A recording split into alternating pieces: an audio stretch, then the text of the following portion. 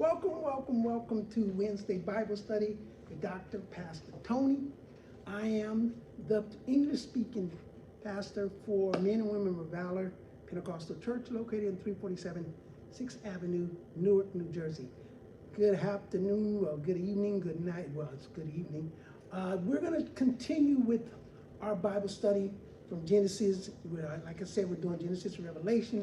We are now in where Joseph has taken over for Pharaoh, and now we're on Genesis 48, and we're talking about how he meets his family, and they don't know it's him, and then he's got to save them because he's had all this food, and they don't know it's him because he's all done up, and they haven't seen him since he was a kid. So let's go ahead and start from 48. Genesis 48, for those of you out there dusting off your Bibles. And it came about after these things that it was said to Joseph, look, your father is becoming weak. At that he took with him his two sons, Manasseh and Ephraim. Then it was reported to Jacob and said, here your son Joseph have come to you. So Israel exerted his strength and sat up on his couch. And Jacob proceeded to say to Joseph. Jacob is Israel. Remember, his name was changed to Israel. And that's a whole new thing about a nation of people they talk about. Anyway, that's a whole new thing. Anyway. And Jacob proceeded to say to Joseph, God Almighty appeared to me at Luz in the land of Canaan that he might bless me. And he went on to say to me, here I am making you fruitful, and I will make you many, and I will transform you into a congregation of people, and I will give this land to your seed after you for possession to time indefinite. And now your two sons who were born to you in the land of Egypt before I came here to you into Egypt, they are mine. Ephraim and Manasseh will become mine like Reuben and Simeon. But your progeny, to which you shall become father after them, will become yours. Together with the name of their brothers, they will be called in their inheritance. And as for me, when I was coming from Paddan, Rachel died alongside me in the land of Canaan on the way while there was yet a good stretch of land before coming to Ephrat. So that I buried her there on the way to Ephrat, that is to say, Bethlehem. So I guess his wife was buried in Bethlehem. Then Israel saw Joseph's sons and said, who are these? So Joseph said to his father, they are my sons whom God has given me in the place at this, he said, bring them please to me that I may bless them. Now the eyes of Israel were dull from old age. He was unable to see. Accordingly, he brought them close to him, and he then kissed them and embraced them. And Israel went on to say to Joseph, I had no idea of seeing your face, but here God has let me see also your offspring. After that, Joseph brought them out away from his knees, and he bowed down with his face to the earth. Joseph now took the two of them, Ephraim by his right hand to Israel's left, and Manasseh by his left hand to Israel's right, and brought them close to him. However, Israel put out his right hand and placed it on Ephraim's head, although he was the younger, and his left hand upon Manasseh's head. He purposely laid his hands so since Manasseh was the firstborn, and he proceeded to bless Joseph and to say, the true God before whom my fathers Abraham and Isaac walked, the true God who has been shepherding me during all my existence until this day, the angel who has been recovering me from all calamity, bless the boys and let my name be called upon them in the name of my fathers Abraham and Isaac, and let them increase to multitude in the midst of the earth. And when Joseph saw that his father kept his right hand placed on Ephraim's head, it was displeasing to him, and he tried to take hold of his father's hand to remove it from Ephraim's head to Manasseh's head. Hence Joseph said to his father, not so, my father, because this is the firstborn. Put your right hand on his head. But his father kept refusing and said, I know it, my son, I know it. He too will become a people, and he too will become great. But just the same, his younger brother will become greater than he will, and his offspring will become the full equivalent of nations. And he continued to bless them on that day, saying, by means of you, let Israel repeatedly pronounce blessings, saying, may God constitute you like Ephraim and like Manasseh. So finally, Joseph tells his family who he is, and he gets to meet his father, right? So he goes to meet his father, and he brings his sons with him. Now his father, being who he is, Jacob, whose name has been called Israel, and so when Israel talks about being a nation, it's a nation of people, not a state or a place. And this is one of the problems we're having to this day about Israel and Palestine. Israel became a state in the 40s, and when the Bible talks about Israel, and a lot of times people get this mixed up, and Jewish people, Zionists really believe in this, but a lot of people who don't really study don't understand when God said Israel, it was Jacob, which he changed his name to Israel, and said Jacob would be a nation of people, not a state, not a country, a nation of people. So Jacob is a nation of people, and his name is Israel. So what happens is after Joseph realizes Jacob realizes his father is, that Joseph is alive. Now it doesn't go into what happened, what he did with his sons that sold Joseph into slavery, but I would imagine because Joseph forgave them and he felt like that was supposed to be, because that's how God brought him to who he was and the purpose that he was supposed to have in God's life, he wasn't angry anymore. He forgave him. So I would imagine that Jacob probably forgave him too. So anyway, he comes, he finally meets his father, and lets his father know everything's well. His father is old, his eyesight isn't as good, and he brings his two sons, because the blessings that Jacob has, he's going to bless his grandsons. But what he does is he puts his right hand, because the right hand is supposed to be the right, the right hand, just like they say Jesus is at the right side of God in heaven.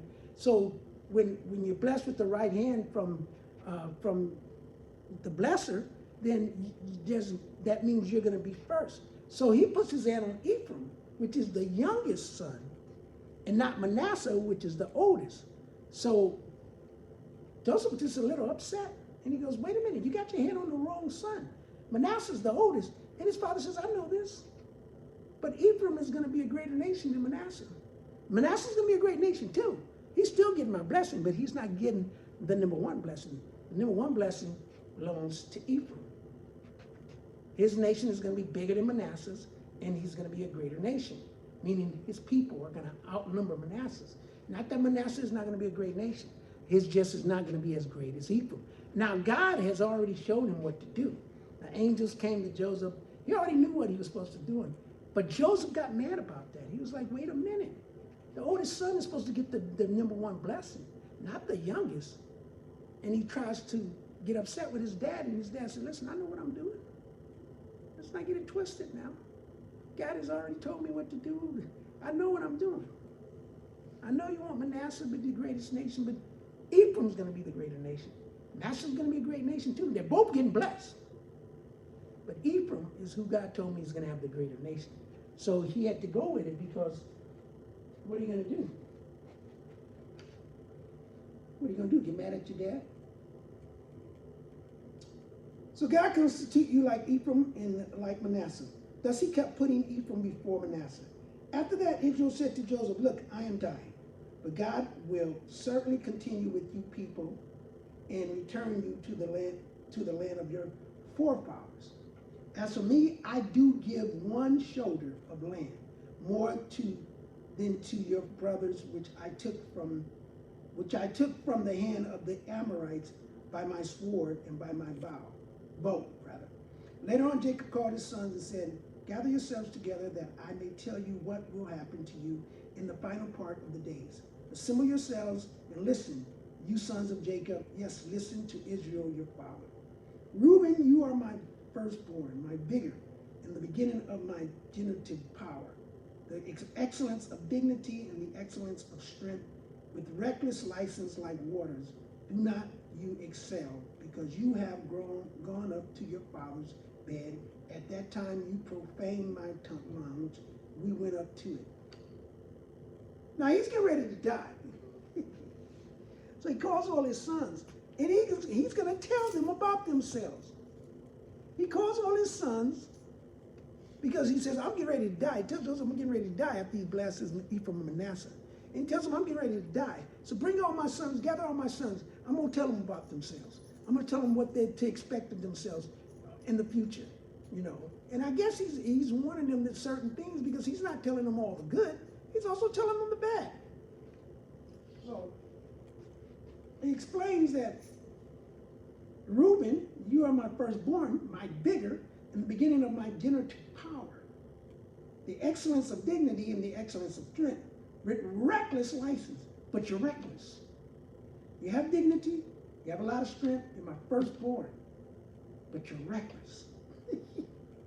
Reckless license that, like waters, do not you excel, because you have gone up to your father's bed. At that time you profaned my tongue, he went up to it. And Simeon and Levi are brothers. Instruments of violence are their slaughter weapons. He's telling them about themselves. Into their intimate group do not come, O my soul. With their congregation do not become united, O my disposition, because to their anger they killed men, and in their arbitrariness they hand-strung bulls. Cursed be their anger, because it is cruel, and their fury, because it acts harshly. Let me parcel them out in Jacob, and let me scatter them in Israel. So his other two sons are evil. They like to fight and kill. And he says, let me scatter you, let me give you to Jacob. Maybe he can handle you and keep you calm. Because you guys like to kill people. And it's a curse to kill people. And I'm ashamed. As for you, Judah, your brothers will land you. Your hand will be on the back of the neck of your enemies. The sons of your father will prostrate themselves to you. A lion cub Judah is. From the prey, my son, you will certainly go up. He bowed down and he stretched himself out like a lion. And like a lion who dares rouse him, the scepter will not turn aside from Judah. Neither the commander's staff from between his feet, until Shiloh comes, and to him the obedience of the peoples will belong. So he's telling Judah that Judah is going to constantly be in wars. He's the Lion of Judah, but that's his purpose. And until his son Shiloh comes, everything's going to calm down, but that's his purpose, is to fight wars. Tying his full-grown ass to a vine, and descendant of his own she-ass to a choice vine, he will certainly wash his clothing in wine, and his garment in the blood of grapes. Dark red are his eyes from wine, and the whiteness of his teeth is from milk. Jubilant will reside by the seashore, and he will be by the shore where the ships lie anchored, and his remote side will be towered towards Sidon. Ishtar is a strong boned ass lying down between the two saddlebags, and he will see that the resting place is good, and that the land is pleasant, and he will bend down his shoulder to bear burdens, and he will become subject to slavish forced labor. So one of them is going to be lazy. Don't want to do nothing and going to end up as a slave. Dan will judge his people as one of the tribes of Israel. Let Dan prove to be a serpent by the roadside, a horned snake at the wayside, that bites the heels of the horse so that its rider falls backward. I shall indeed wait for salvation from you, O Jehovah. As for God, a marauder band will raid him, but he will raid the extreme rear. Out of Asher, his bread will be fat, and he will give the dainties of a king. Seems to me all his sons are going to be troublemakers. They're all going to start trouble. This is the nation of Israel. This is his nation, the nation of Israel. This is all his sons that, and I think he had he had about 12 sons or something like that. These are all his sons, and he's telling them about himself because he's getting ready to die. Now, you would think that in him telling them about themselves, that they would try to change that. But they don't. And I think that was the whole purpose. I'm getting ready to die. Let me tell you about yourself, who you are, because I know you better than anybody. And this is the message God has given me, and I'm giving it to you. So if somebody tells you something about yourself and say, God has given me this to tell you about yourself, and you know it's something that God has given them to tell you, you should take heed and change that behavior. But he's letting them know, if you continue with this behavior, you're going to be in a lot of trouble. Naphtali is a slender hind. He is giving words of elegance. Offshoot of a fruit-bearing tree. Joseph is the offshoot of a fruit-bearing tree by the fountain that propels its branches up over a wall. But the archers kept harassing him and shot at him and kept harboring animosity against him. And yet his bow was dwelling in a permanent place, and the strength of his hands were supple. From the hands of the powerful one of Jacob, from there is the shepherd, the stone of Israel. He is from the God of your father, and he will help you, and he is with the Almighty. He will bless you with the blessings of the heavens above, with the blessings of the watery deep lying down below, with the blessings of the breast and womb. The blessings of your father will indeed be superior to the blessings of the eternal mountains, to the ornament of the indefinitely lasting hills. They will continue upon the head of Joseph, even upon the crown of the head of the one singled out from his brothers. So he's saying Joseph, yet and still, has the blessings of God.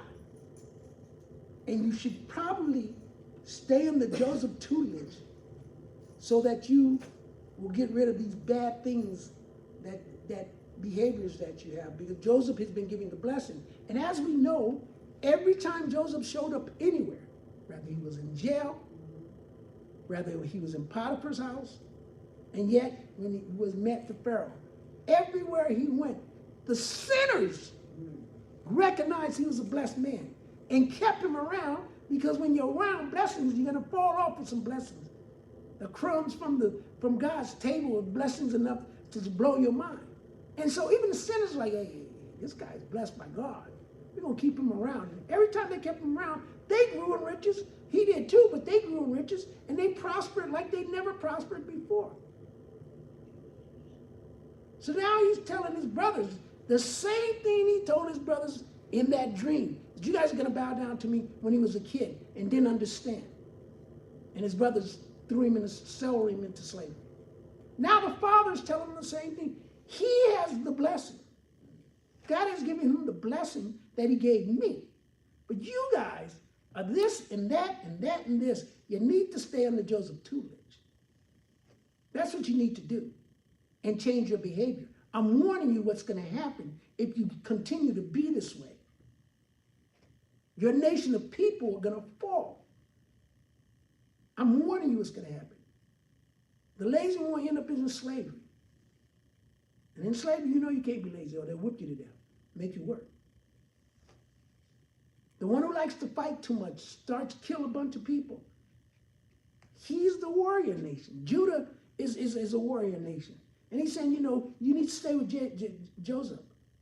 Because eventually Joseph is probably going to need a warrior on his side. So he's telling his brothers, the brothers that are older than Joseph has the blessing. He always has. Stay in his tutelage. I'm warning you the way you are. And if you continue to be this way, you're going to end up in a bad situation.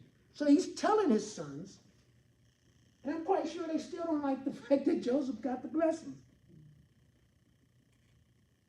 The blessings of your father will indeed be superior to the blessings of the eternal mountains, to the ornament of the indefinite lasting hills. They will continue upon the head of Joseph, even upon the crown of the head of the one singled out from his brothers.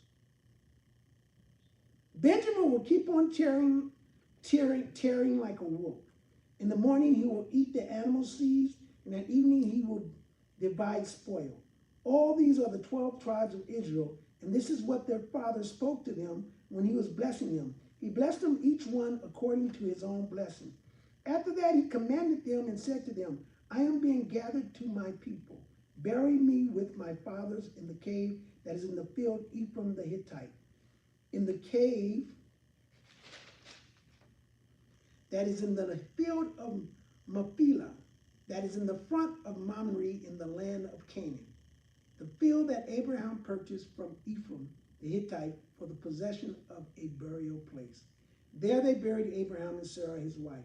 There they buried Isaac and Relach his wife. There I buried Leah, the field purchased with the cave that is in it, were from the sons of Heth.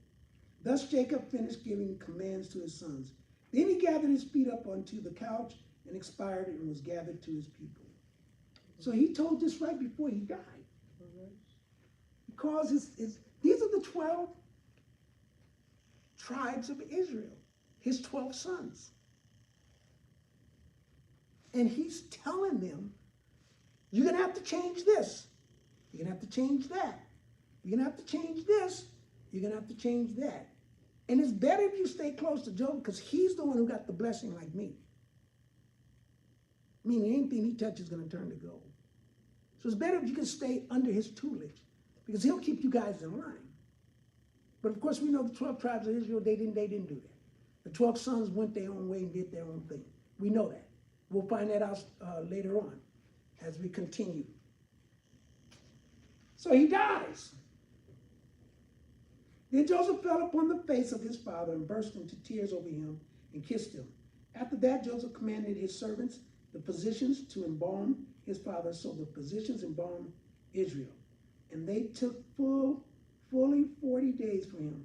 For this many days they customarily take for the embalming, and the Egyptians continued to shed tears for him 70 days. So Joseph, because he is the right-hand man to the Pharaoh, Egypt, he's adopted some ways that Egyptians do. So he embalmed his father and kept him out for 40 days like they would do the Pharaoh, because that was his father. And he felt his father deserved as much respect as a Pharaoh would. And then they mourned him for another 70 days, which was something they did in Egypt, to dignitaries or pharaohs. So Joseph really, he really respected his father, and he really loved his father. Finally, the days of weeping for him passed, and Joseph spoke to Pharaoh's household, saying, if now I have found favor in your eyes, speak please in the hearing of Pharaoh, saying, my father made me swear, saying, look, I am dying, and my burial place, which I have excavated for myself in the land of Canaan, is where you are to bury me. And now please let me go up and bury my father, after which I am willing to return. So he's asking Pharaoh, because remember, he's still under Pharaoh. He still has respect for Pharaoh. Even though he's Pharaoh's right-hand man, he's still subject to Pharaoh. So he's asking Pharaoh, listen, I got to go bury my father because I promised him. And I have to bury him somewhere in Canaan, where he bought a piece of land. And I have to bury him where, his father is. And I have to bury him, so please let me go and bury my father. Right? Accordingly, Pharaoh said, go up and bury your father just as he made you swear. So Joseph went up to bury his father, and there went up with him all of Pharaoh's servants, the older men of his household, and all the older men of the land of Egypt, and all of Joseph's household and his brothers and the household of his father. Only their little children and their flocks and their herds they left in the land of Goshen. That's how much respect Pharaoh had for Joseph. So not only did Pharaoh let him go, but he sent an entourage of his men with Joseph to pay respects to his father.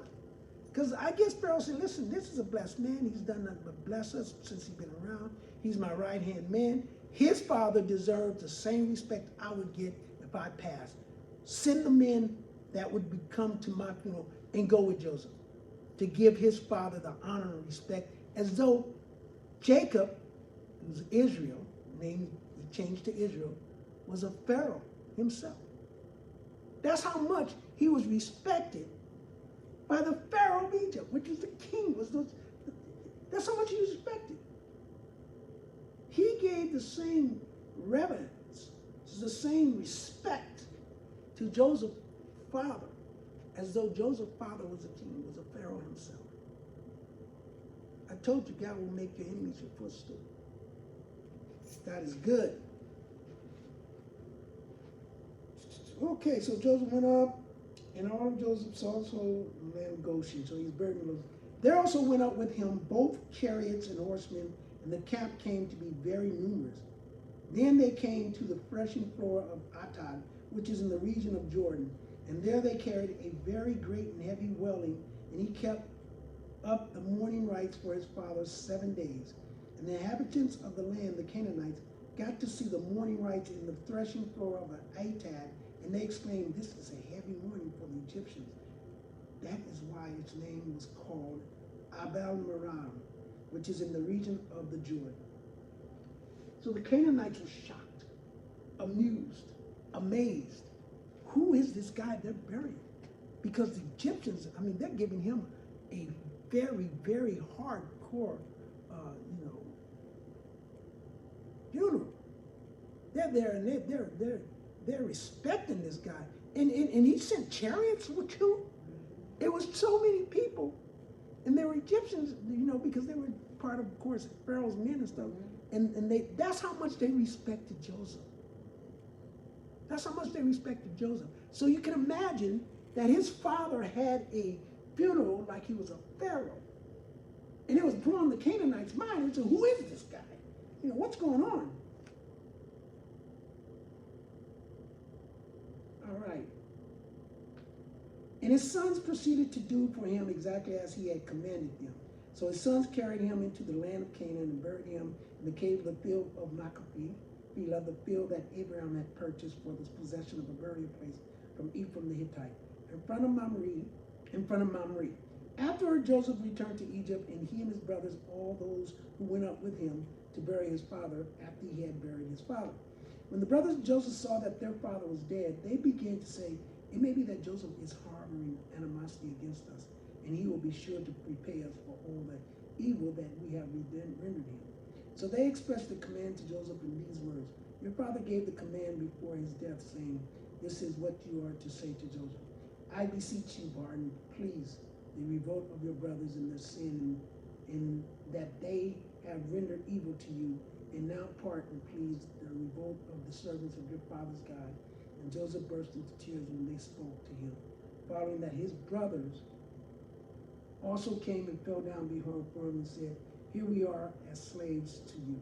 Then Joseph said to them, "Do not be afraid, for I am in the place of God. And as for you, you had evil in mind against me. God had it in mind for good, for the purpose of acting as at this day to preserve many people alive. So now do not be afraid. I myself shall keep supplying you and your little children with food." Thus he comforted them and spoke reassuringly to them. And Joseph continued to dwell in Egypt, and he in the house of his fathers, and Joseph lived for 110 years. And Joseph got to see Ephraim's sons of the third generation. So, of the third generation, also the sons of Machir, Manasseh's son. They were born upon Joseph's knees. At length Joseph said to his brothers, "I am dying, but God will, without fail, turn his attention to you, and he will certainly bring you up out of this land to the land about which he swore to Abraham, to Isaac, and to Jacob." Hence Joseph made the sons of Israel swear, saying, "God will, without fail, turn his attention to you. Accordingly, you must take my bones out of here." After that, Joseph died at the age of 110 years, and they had him embalmed, and he was put in a coffin in Egypt. Then he asked them to take him out of there. They left him there in Egypt. He said, "Take my bones out of here," because he wanted to be buried in Canaan or where his father was. And they left him in Egypt. So Joseph finally dies at 110 years old. He sees his kids have sons, so he knows the nation is going to come on. And he tells his brothers, the ones that's still alive, that, "Listen, when I die, take my bones out of here. I don't want to be buried here." And they bury him in Egypt anyway. Because they still had animosity against him, but he had no animosity against them. They came to him and said, "Listen, Daddy's dead. Let's go tell him that Daddy said that, you shouldn't have no animosity against us and do us any harm." And Joseph starts crying because he's like, Dad just died, and they're still thinking this twisted way. Now, the father had already told them about their behaviors and what they needed to change. And as you see, not much changed. So we're going to see what happens after Joseph dies. So he tells his brothers, listen, I'm not going to hold any animosity against you. I've long gone forgave you for that. That's not even crossing my mind. So, don't even think that way. I'm not going to hold any animosity, even though they lied to him and said the Father said that. But he wasn't going to hold any animosity to him anyway because he forgave them. And he says, because what you did for bad, God did for my good. And I realized this a long time ago. Remember, he said that also when they didn't know who he was. When he forgave him the first time. This wasn't the first time he told him this. What you did for my bad, God did for my good. I forgive you because if you hadn't have done what you did, I could have never did my purpose. And at the end, he says, I saved tons of lives. And that was my purpose. Yes. God had given me this to save tons of lives. So he saved tons of lives. And now he knew that was his purpose when he was dying. So it was God's purpose all along. I am not going to hold any animosity against you. But he was blessed enough to see his two sons have kids. So now we're in the Exodus. And now in Exodus, we know what Exodus is. We're going to go into the slavery and how Israel, the nation of people, end up in slavery in the Egyptians. So we're going to talk about Exodus next week. But bear in mind, we're going through the whole process. So we're in Exodus now. And we're going to talk about how they end up in slavery. We already know what happens. God not only did their father warn them, Joseph warned them, but they were still up to their old ways because they lied to him and said, listen, your father said don't hold any animosity. He said, I'm not going to hold no animosity. That's not me. That's not who I am. Because what you meant for my bad it was good and God made for my good. So we're going to go into Exodus and we're going to go through that process and read from Genesis to Revelation, and now we're going to be in Exodus. And you know the whole story of Exodus that you've seen on the movie? Oh no, we're going to get deep into it. We're not going to go for the Charleston Heston movie, the 10 Commandments and all of that. No, we're going to get deep into it, what really happened, and the historical facts that are connected to it. So God bless you. I'll see you next week, and have a good time. This is Tony, Pastor Tony, from Men and Women of Valor, Pentecostal Church, located on 347 6th Avenue, Newark, New Jersey. If you want to give, sign on. You'll see that we have several ways to give. Our church is progressive. We do a lot. We got the food bank, which is going to be overwhelmed now that what happened has happened. They're talking about a few months before they can get the money out to get people their SNAP. So we're going to need help with that. And everything you give to the church is used for the church. God bless you. See you next week. And stay curious with God.